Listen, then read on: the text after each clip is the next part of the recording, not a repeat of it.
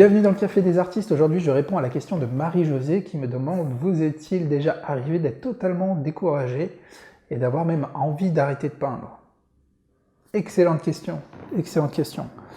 Pourquoi? Parce que oui, bien sûr que ça m'est arrivé, bien entendu, et ça arrive à beaucoup. Malheureusement, certains s'écoutent et arrêtent totalement, baissent les bras, et d'autres s'accrochent. Alors déjà, la chose la plus importante, c'est de vous écouter. Ça peut vous paraître bête, mais il ne faut pas se forcer à peindre si vous n'avez pas envie de peindre. C'est-à-dire que des fois, on a des périodes de vide, une période de stand-by, où on se dit, bon, bah là, j'ai pas envie de peindre, ou j'ai plus d'idées.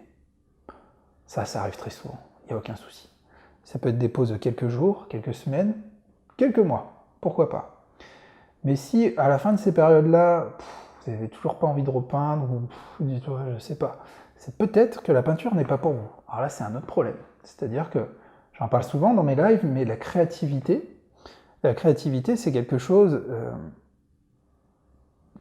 on peut utiliser plein de vecteurs pour traduire notre créativité. Moi, par exemple, donc ça a été beaucoup la musique. Je composais de la musique électronique. Après, j'étais DJ quand j'étais plus jeune, dans les années 2000. Après, j'ai fait de la guitare pendant un bon moment. J'étais fan de Jimi Hendrix, guitare électrique, soliste. J'en ai fait beaucoup. Et après, la danse, la salsa, surtout la salsa. Voilà pourquoi. Et ma créativité s'est toujours traduite de plein de façons différentes, jusqu'au moment où je suis venu à la peinture. La peinture, ça ne me quitte pas, c'est clair. Je suis jamais lassé, même si des fois j'ai des périodes où on n'a pas envie de peindre, où il y a moins de... Après, moi, ça fait partie de ma vie professionnelle aujourd'hui, donc je peins tout le temps. Donc il y a des moments, effectivement, on n'a plus forcément envie de peindre, il ne faut pas se faire violence, c'est certain.